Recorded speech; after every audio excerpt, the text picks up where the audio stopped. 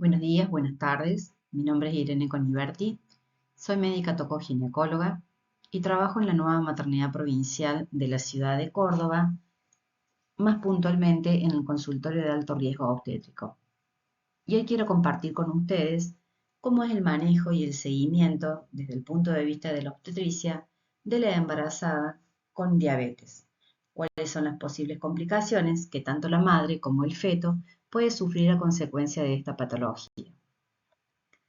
Y para comenzar, me parece importante recalcar que el seguimiento de la paciente embarazada con diabetes debe ser un manejo interdisciplinario en el cual interviene el médico tocoginecólogo, que vamos a ser los encargados de continuar durante todo el embarazo el seguimiento de esa paciente diabética y las posibles complicaciones que pueden o no presentarse durante la gestación, tanto para la madre como para el recién nacido. Recuerden que en la obstetricia siempre hablamos del binomio madre-hijo, ya que tenemos a dos pacientes que controlar. El médico diabetólogo, que es quien controla el automonitoreo glucémico, indica la insulina si así lo requiere la paciente y modifica las dosis de la misma, ajustándolo a cada situación en particular. La enfermera educadora, que va a enseñarle a la paciente a colocarse la insulina, a controlar las glucemias en su casa, la nutricionista, que va a otorgar la dieta de acuerdo a las calorías indicadas por el médico y ajustando esas calorías a medida que progresa el embarazo, ya que con el aumento de la edad gestacional las demandas calóricas también aumentan, considerando también si el embarazo es único o múltiple, ya que en los embarazos múltiples también aumentan los requerimientos calóricos. El puerperio es otra situación en la cual están aumentados los requerimientos calóricos y siempre esa dieta debe ser personalizada, ajustándola al estilo de vida de la paciente y a las posibilidades económicas. Y finalmente el neonatólogo, que es quien recibe a ese recién nacido hijo de madre diabética. Y frente a una embarazada podemos tener dos situaciones posibles. La paciente que ya sabiéndose diabética queda embarazada y acude a nuestro consultorio, o aquella paciente embarazada a la cual nosotros vamos a hacer el diagnóstico de diabetes. Hay algunas situaciones especiales en donde recién en el embarazo podemos diagnosticar a la diabética siendo la misma patología ya previa al embarazo y no una diabetes gestacional. ¿Y cómo vamos a hacer el diagnóstico de diabetes gestacional? Con dos glucemias en ayunas iguales o mayores a 100 o con la curva oral de tolerancia a la glucosa. Y esa curva oral de tolerancia a la glucosa o POTG, hay momentos específicos durante el embarazo para solicitarla. La primera instancia es entre las 24 y las 28 semanas, que es una edad gestacional en la cual se produce un aumento de hormonas como la lactógeno placentaria, los estrógenos y la progesterona, que son hormonas que aumentan la resistencia a la insulina. Es por eso que este es el momento ideal para captar a la paciente diabética. Obviamente, si la paciente tiene patologías como obesidad, síndrome ovario poliquístico o ha tenido una diabetes gestacional, en embarazos anteriores, podemos solicitarla antes de la semana 24. Y en caso de que la paciente no haya acudido a los controles antes de esa edad gestacional, es decir, entre las 24 y 28 semanas, o que a pesar de tener resultados normales, nos quede la duda de si la paciente es o no diabética, podemos solicitar una nueva POTG entre la semana 31 y 33, porque es allí donde se produce un nuevo pico de estas hormonas, que si bien es de menor cuantía que el primero, también es válido para el diagnóstico de diabetes. ¿Y a quién vamos a solicitar la POTG? A todas las embarazadas. Desde el año 2015-2016 empezó a incluirse en el estudio de laboratorio de toda la población embarazada y no solo a las pacientes que presentaban factores de riesgo como se hacía hasta ese momento. ¿Y con qué objetivo fue incluida en el screening del embarazo? Con el objetivo de detectar y tratar precozmente a la paciente diabética para prevenir y o tratar posibles complicaciones para la madre, el feto o el neonato, y para llegar al término o lo más cercano a término que podamos de ese embarazo con buenos resultados perinatales. Dentro de los múltiples factores de riesgo para que una embarazada haga diabetes gestacional, está la presencia de diabetes gestacional en embarazos previos, que la paciente tenga más de 30 años al quedar embarazada, que esa mujer tenga familiares de primer grado con diabetes, que tenga un índice de masa corporal mayor al 30 al comienzo del embarazo o una glucemia en ayunas mayor a 85 en el primer trimestre, que haya tenido fetos macrosómicos en embarazos anteriores o que la madre sea de bajo o peso al nacer o alto peso al nacer en el momento de su nacimiento. Y también hay algunas patologías asociadas que aumentan el riesgo de diabetes gestacional, como son el síndrome del ovario poliquístico o la resistencia a la insulina. Y el seguimiento en el consultorio de obstetricia debe hacerse siempre en el consultorio de alto riesgo, porque es una paciente que va a tener más posibilidades de complicaciones durante el embarazo o de asociación con otras patologías. Y hay dos situaciones diferentes. Si la paciente está tratada solo con dieta y no tiene antecedentes de otra patología asociada, la vamos a controlar en el consultorio de obstetricia cada 15 días hasta la semana 34. En cambio, si esa paciente ya está recibiendo insulina, tiene alguna patología asociada o el control metabólico no es el óptimo, la vamos a controlar cada 15 días hasta la semana 32 y a partir de allí semanalmente hasta el momento del nacimiento.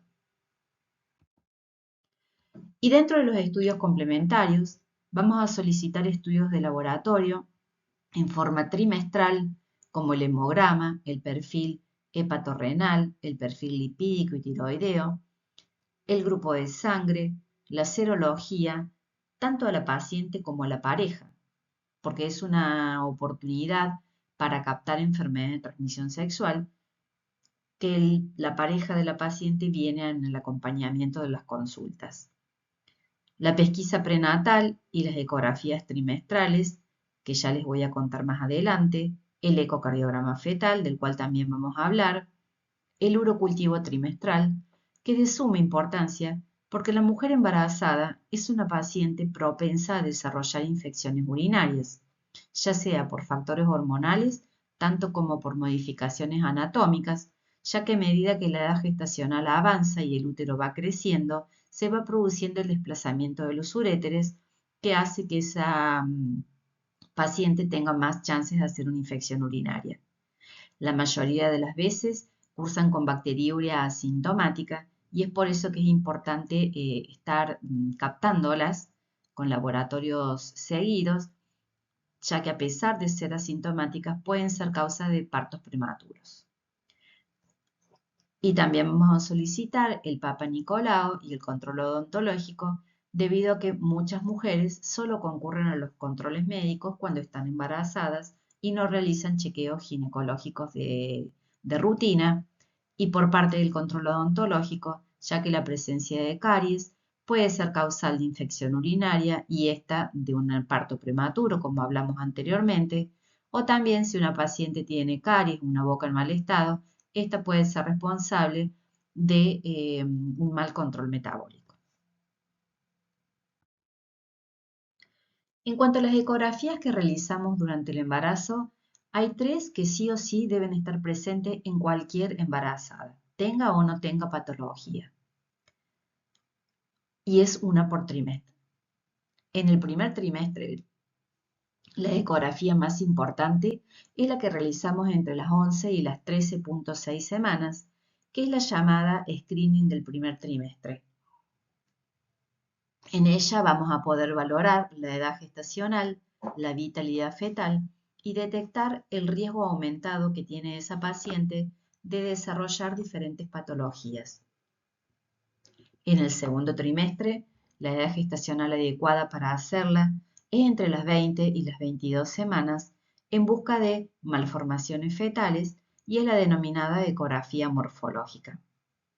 Y finalmente, en el tercer trimestre, una ecografía para determinar el peso fetal estimado que nos permita programar una cesárea si hay signos de macrosomía fetal, para valorar el volumen del líquido amniótico que puede estar asociado a algunas patologías y determinar la localización y el grado de madurez placentaria. Algo importante de que destacar, que en la paciente diabética gestacional no es necesario hacer un ecodoppler fetal, ya que el ecodoppler fetal mide los flujos arteriales en la arteria placentaria, en la cerebral media del feto y en las arterias uterinas, y al ser la diabetes gestacional una metabolopatía, no es necesario solicitarla, ya que no va a haber repercusiones a nivel de la vasculatura. En cuanto a esa primera ecografía que les mencioné, la pesquisa prenatal, es un estudio que se hace específicamente entre las 11 y las 13.6 semanas, como dijimos anteriormente.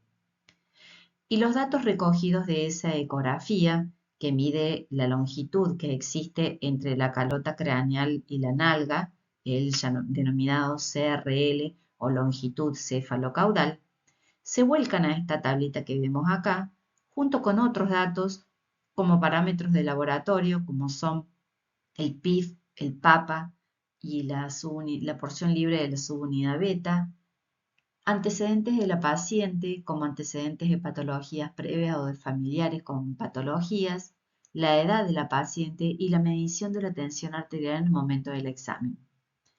Todos esos datos volcados en esta tablita nos puede pronosticar un riesgo aumentado que tiene esa embarazada de presentar algunas aneuploidías, como son la trisomía 13, la 18 y la 21, la mayor posibilidad que tiene la embarazada a desarrollar cuadros de preeclampsia o de retardo de crecimiento intrauterino, o la mayor probabilidad de un parto prematuro. En caso de que detectemos en una embarazada un riesgo aumentado de preeclampsia o de RCIU, que es retardo de crecimiento intrauterino, vamos a indicar el ácido acetilsalicílico en dosis de 150 miligramos por noche. ¿Y para qué se administra el ácido acetilsalicílico? Para que si la paciente en el futuro va a desarrollar preeclampsia o retardo, este aparezca en edades gestacionales avanzadas, en donde en caso de tener que terminar el embarazo en forma precoz, sea con un feto viable. ¿Y por qué hasta la semana 36? Porque si se administra después de esa edad gestacional, podemos inducir a un cierre precoz del ductus. Y si la paciente tiene un riesgo aumentado de aneuploidías, podemos derivarla al consultorio de genética y plantearse una punción de líquido amniótico en busca de las cromosomopatías. Esta tablita nos es muy útil en obstetricia a lo largo de todo el embarazo, ya que permite en cada consulta establecer la edad gestacional, determinar grados de anemia fetal, estimar el peso fetal en el momento del parto, entre otras funciones. Dentro de las ecografías cardíacas del feto, hay dos situaciones o hay dos momentos puntuales para realizarla. La primera es entre las 20 y las 22 semanas, en busca de malformaciones cardíacas. Las malformaciones cardíacas son las malformaciones más frecuentes que se pueden presentar en el hijo de madre diabética.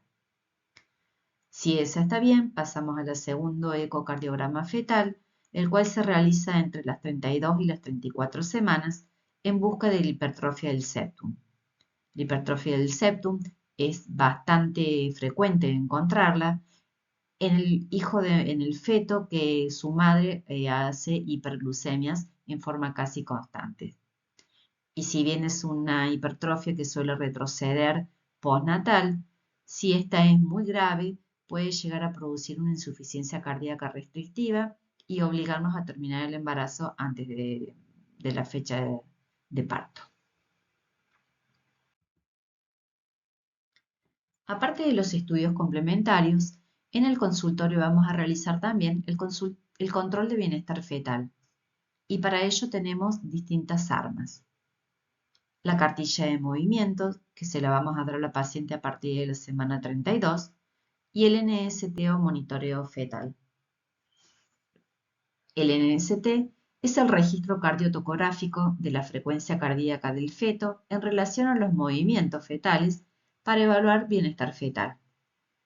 Se realiza en consultorio, en la camilla, la paciente semisentada, 30 minutos después de haber comido, y se le colocan dos transductores. Como ven en la imagen, uno es el que va a medir el tono uterino, que es el que está más arriba, y el de abajo que mide la frecuencia cardíaca fetal. Y la paciente en la mano tiene un pulsor con el cual va señalando cada vez que se mueve su bebé, y este queda registrado en ese papel de impresión. Luego de finalizados los 20 minutos de estudio, nosotros valoramos la relación que hay entre los movimientos fetales y los ascensos de la frecuencia cardíaca fetal. Esta es la cartilla de movimientos de la que hablábamos recién. Como ven, es un método simple, es económico y accesible a cualquier paciente y se lo otorgamos en el consultorio. Es una plantilla cuadriculada donde tenemos en forma ascendentes números del 1 al 30 y en forma horizontal letras A y letras C que corresponden a almuerzo y cena. Se le entrega a la paciente a partir de la semana 32 y se solicita que realice controles de movimientos media hora después de cada comida principal durante una hora. Lo lógico, lo ideal es que el feto se mueva de 10 veces hacia arriba en una hora. Eso es indicativo de bienestar fetal. En cuanto a la paciente con diabetes pregestacional, el control en el consultorio de obstetricia va a hacerse un poco más seguido que si es una diabética gestacional. En la gestacional, el seguimiento cada 15 días era hasta la semana 34. En la pregestacional es a partir de la semana 32. ¿Por qué? Porque en esta paciente puede haber más complicaciones que en la paciente con diabetes gestacional, principalmente los trastornos hipertensivos del embarazo. También le vamos a entregar la cartilla de movimientos a partir de la semana 32 y el NST lo vamos a realizar a partir de la semana 34, también un poquito antes que en la diabética gestacional sin insulina. Obviamente, si esa patología está asociada a otras patologías, como dije anteriormente, la más frecuente es el trastorno hipertensivo del embarazo, los controles pueden ser más seguidos. Y en esta paciente que ya presentaba diabetes al quedar embarazada, es muy importante programar el embarazo y tomar algunas conductas al respecto. Por ejemplo, recomendando medidas higiénico-dietéticas, administrando el ácido fólico 3 meses antes de la gestación y suspender o rotar drogas que no son aconsejadas durante el embarazo, como los inhibidores de la ECA, ya que estos tienen efectos teratogénicos, producen oligoamnios e hipoplasia pulmonar y pueden producir retardo de crecimiento intrauterino. Los ARA2, que tienen efectos similares a los inhibidores de la ECA y ambas drogas atraviesan placenta. Y los diuréticos, que disminuyen el volumen plasmático materno, el cual es esencial para mantener la perfusión uteroplacentaria, produciendo un riesgo elevado de desarrollar retardo de crecimiento intrauterino y oligoamnios. Y además produce un desequilibrio hidroelectrolítico que puede afectar al binomio madre-hijo. Y hay algunos hipoglucemiantes orales que también atraviesan la placenta, pudiendo producir hipoglucemia fetal o neonatal y alteraciones del crecimiento, por lo cual no son recomendados continuar su uso durante el embarazo. Y dentro de las medidas generales de la paciente con diabetes pregestacional, sería ideal normalizar los triglicéridos antes del embarazo, ya que los triglicéridos elevados se asocian a macrosomía fetal. Y la metformina en el embarazo es una droga bastante controvertida su uso, pues está aprobada para la diabetes tipo 2, es una droga de categoría B, no tiene efectos teratogénicos en estudios animales, pero no hay estudios concluyentes en seres humanos. Y hay algunos estudios que han demostrado que el hijo de madre diabética que ha recibido metformina durante el embarazo tiene una curva de crecimiento menor a la de los chicos de igual edad durante la niñez. Por lo tanto, su uso no está aconsejado en el embarazo. Dentro de los estudios complementarios que vamos a solicitar a la paciente con diabetes pregestacional, además de lo que le vamos a solicitar a la diabética gestacional, que ya se los mencioné anteriormente, está la hemoglobina glicosilada y la fructosamina. Pero hay que tener en cuenta que el embarazo es un estado de hemodilución. Por lo tanto, los valores de la hemoglobina glicosilada en el segundo y el tercer trimestre pueden no ser muy confiables.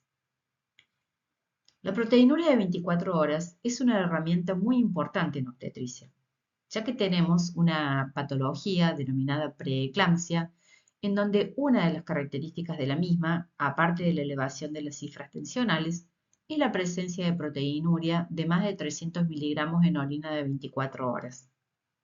Y por eso, en pacientes que pueden tener una patología vascular previa a la gestación, como puede ser una diabetes pregestacional, una hipertensión crónica, una nefropatía o una patología autoinmune, es muy importante tener esa proteinuria de 24 horas al comienzo de la gestación.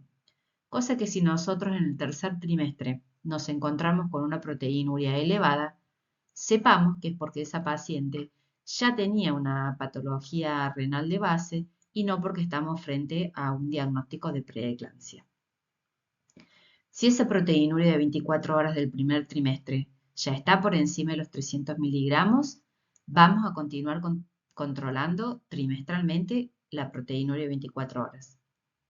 Y si no, si era normal al primer trimestre, vamos a seguir la función renal con índice proteína creatinina. Vamos a solicitar también a esa paciente el ecocardiograma materno y el fondo de ojo, ya que como dije anteriormente, la mujer muchas veces va al control médico solo cuando está embarazada, entonces tenemos que detectar posibles complicaciones que la diabetes haya generado en esa mujer.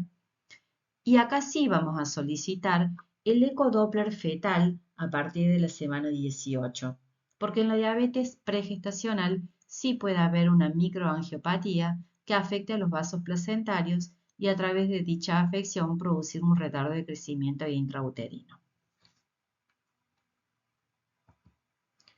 Y los anticuerpos anti-GAD y el péptido C, si estamos frente a la duda si es una diabética tipo 1 o tipo 2. Este es el cuadro en el cual están mencionadas las principales guías que usamos en obstetricia para el manejo del embarazo. En cuanto a la diabetes, tenemos dos grandes grupos. Para la diabética gestacional, sobre todo si está tratada sin insulina y tiene buenos controles metabólicos y no tiene otra patología asociada, todas las guías coinciden en llegar a las 40 semanas. Después, en la diabética pregestacional o en la diabética gestacional con patologías vasculares asociadas, las edades gestacionales varían un poquito entre cada guía, pero fíjense que ninguna por debajo de las 37. Y eso es porque el hijo de madre diabética tiene la maduración pulmonar retardada. Y en cuanto a la maduración pulmonar del feto, es un punto importante a tratar, ya que la misma la realizamos con corticoides, que pueden ser la betametasona, a dosis de 12 miligramos cada 24 horas durante 48 horas, o dexametasona, 6 miligramos cada 12 horas por 48 horas. Y como ustedes bien saben, los corticoides aumentan la glucemia. Por lo tanto, es muy importante que si vamos a madurar a una paciente diabética, lo hagamos siempre con bomba de insulina, por más que la paciente previamente no haya estado con insulina. El objetivo de la maduración es aumentar la secreción de surfactante y favorecer el desarrollo estructural pulmonar, y está comprobado que reduce el síndrome de estrés respiratorio, la hemorragia interventricular y la necrosis intestinal. También es importante que si vamos a realizar una maduración pulmonar en una paciente no diabética, tengamos un control glucémico previo, ya que hemos tenido muchas pacientes que luego de la maduración quedan con hiperglucemia e incluso muchas de ellas requieren insulina. ¿Y cuáles son las repercusiones que puede tener la diabetes en el embarazo? En una paciente diabética gestacional podemos encontrar polihidramios, que es el aumento del líquido amniótico, el cual es producido en forma secundaria a la hiperglucemia materna, que genera una hiperglucemia fetal, y como respuesta a la misma hay una poliuria osmótica que aumenta la secreción de orina por parte del riñón fetal, y la orina fetal es el principal componente del líquido amniótico. También tenemos una mayor incidencia de macrosomía fetal, y esa macrosomía fetal también es secundaria a la hiperglucemia. La hipertrofia del septum, como mencionamos anteriormente, que también es secundaria a una hiperglucemia sostenida. Las histocias del parto, como puede ser una histosia de hombro. Las laceraciones del canal del parto, también asociadas a macrosomía fetal. La hemorragia posparto producida por la distensión de ese útero que contenía a un feto macrosómico y o con polihidramios, al cual luego del parto le cuesta contraerse, y hay mayor asociación con infecciones puerperales y cuadros hipertensivos del embarazo. Y la asociación entre diabetes y trastornos hipertensivos del embarazo se debe a que la insulinoresistencia y la inflamación crónica de bajo grado de la paciente diabética produce daño al endotelio vascular con disminución en la producción de óxido nítrico, que es vasodilatador, y mayor vasoconstricción con el consiguiente aumento de la tensión arterial. Además, una placenta de mayor tamaño, secundario a la hiperglucemia, produce cambio en las arterias uterinas con hipoxia secundaria. Y por último, ambas patologías comparten factores metabólicos como obesidad, dislipemia, entre otros. Por eso es la alta incidencia de asociación entre un trastorno hipertensivo del embarazo y diabetes, ya sea gestacional, pero principalmente pregestacional. A las repercusiones mencionadas anteriormente, en la diabetes pregestacional podemos tener también abortos, los cuales son entre 2 y 3 veces más frecuentes que en la población general. Si bien no se sabe exactamente cuál es la causa de ese aborto, podría ser debido a mutaciones del embrión o a trastornos trofoblásticos. Las malformaciones fetales son entre 3 y 4 veces más frecuentes que en la población general y podrían ser debidas a la hiperglucemia que actúa en el momento de la organogénesis, disminuyendo el ácido ascórbico intercelular y produciendo mutaciones. Dentro de las malformaciones fetales, dijimos que las más frecuentes son las cardíacas, y dentro de ellas las más comunes son la CIB, la transposición de grandes vasos, la hipoplasia del ventrículo izquierdo, etc. También pueden aparecer malformaciones a nivel del sistema nervioso central, como hidrocefalia, anencefalia, microcefalia o espina bífida, y dentro de la musculoesquelética, el síndrome de regresión caudal, que es poco frecuente, y compromete la columna lumbosacra, la pelvis y los miembros inferiores, acompañado en algunas oportunidades de ano perforado y fisura palatina. Las infecciones urinarias y vaginales también son más frecuentes en la mujer embarazada. Los partos prematuros, generalmente asociados a trastornos hipertensivos del embarazo o a un retardo de crecimiento. El mayor índice de cesárea por las patologías anteriormente mencionadas o por la macrosomía fetal. Puede haber una evolución tórpida de patologías que ya traía la paciente como retino o nefropatía previa. Y de nuevo la infección puerperal es más frecuente en estas pacientes. A largo plazo, ¿cuáles pueden ser las complicaciones de la paciente con diabetes gestacional? La mayor tasa de recurrencia de diabetes gestacional en futuros embarazos está entre un 35 y un 55%. El índice de disglicemia al año del parto es del 25%. La conversión anual a diabetes mellitus tipo 2 va entre un 2 y un 10%. Y el hijo de madre diabética tiene mayor probabilidad de desarrollar obesidad, disglucemia o síndrome metabólico en su vida adulta. ¿Y cuáles son las repercusiones de la diabetes en el feto y o el neonato? De acuerdo al momento en que se presente la alteración metabólica, las afecciones pueden ser los abortos y malformaciones, como hablamos anteriormente, y si actúan en forma tardía, puede haber macrosomía o retardo de crecimiento intrauterino. ¿Y por qué puede presentarse macrosomía o retardo de crecimiento intrauterino, que serían dos polos opuestos? La macrosomía, que está definida como un feto que pesa más de 4 o 4,5 kilos al nacer, de acuerdo a la publicación que ustedes lean, puede ser 4 o 4,5 kilos, y se produce a consecuencia de la hiperglucemia materna. Esa glucemia, al atravesar la placenta, produce una hiperglucemia fetal y el feto responde con una mayor producción de insulina, la cual actúa como hormona del crecimiento, generando una acumulación de tejido adiposo. En el hijo de madre diabética, este depósito graso se realiza fundamentalmente en el tronco, en los hombros y en la cara, y de ahí el riesgo aumentado que tienen estos fetos de desarrollar una distocia de hombros en el momento de parto.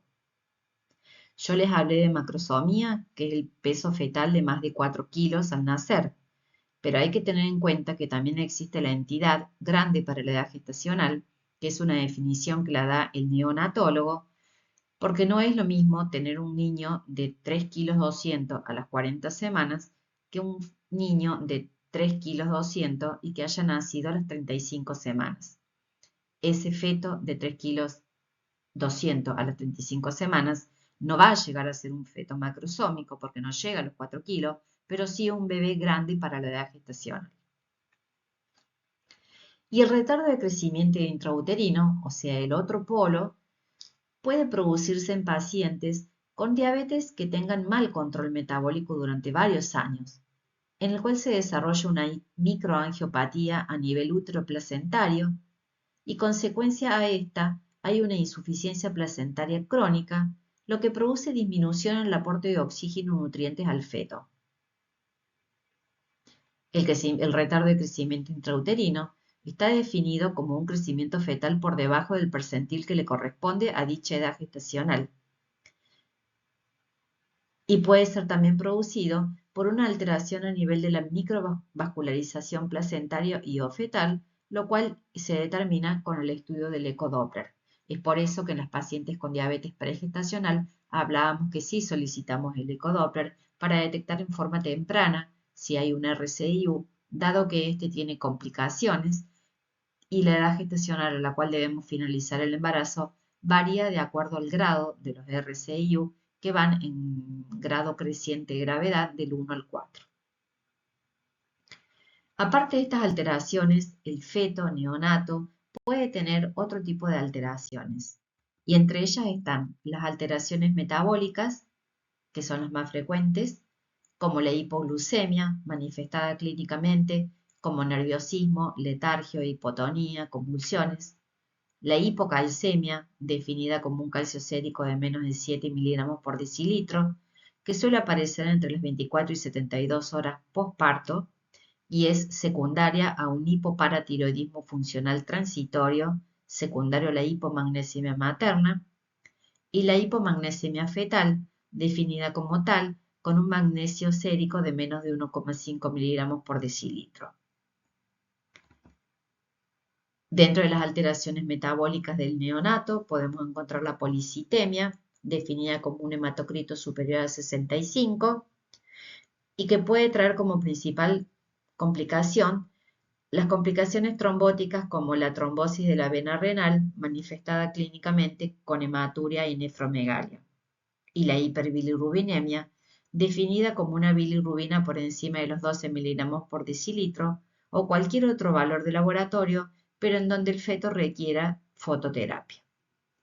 Esa hiperbilirrubinemia es producida por la lisis en exceso de los eritrocitos, la cual está asociada a inmadurez hepática. El hijo de madre diabética, como mencionamos anteriormente, puede tener dificultad respiratoria asociada a una disminución de la síntesis del surfactante, la cual a su vez es secundaria a la hiperglucemia, y las miocardiopatías hipertróficas también mencionadas con anterioridad. Como vemos, la hiperglucemia materna, con la consecuencia hiperglucemia fetal, es la gran responsable de la mayoría de las complicaciones de la paciente con diabetes. Bueno, muchas gracias. Espero haberles clarificado un poco el control de la obstetricia y muchas gracias por su atención.